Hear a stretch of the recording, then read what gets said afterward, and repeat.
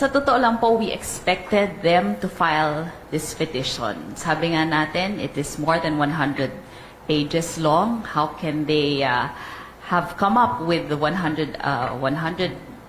plus pager petition in a few days, right after we had our hearing in the Committee on Justice? So obviously matagal na ho itong pinaghandaan, pero hindi po yun.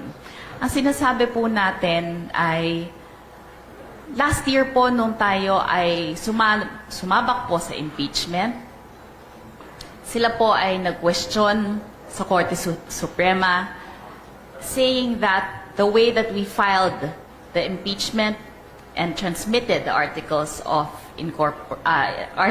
impeachment before the Senate was unconstitutional. Dapat daw po hindi dumiretso doon. We bypassed rules. We did not follow the Constitution. We did not follow the rules of the House of Representatives.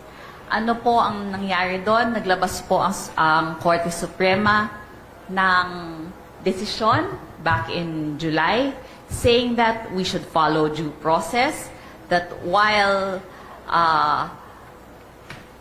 that we should follow due process and afford the Vice President her rights under the Constitution, and this will be done by going through the House Committee on Justice. So kaya ngayon, nagtataka kami na kung kailan sumusunod po kami sa desisyon ng Korte Suprema, kung kailan po bawat letra ng House Committee on Justice rules and the rules of impeachment of the House of Representatives, bawat letra po ay sinusunod namin. Kine-question po na naman nila ito. Sumusunod lang naman po kami sa aming tungkulin under the Constitution and as dictated by the Supreme Court in the decision in the Duterte case.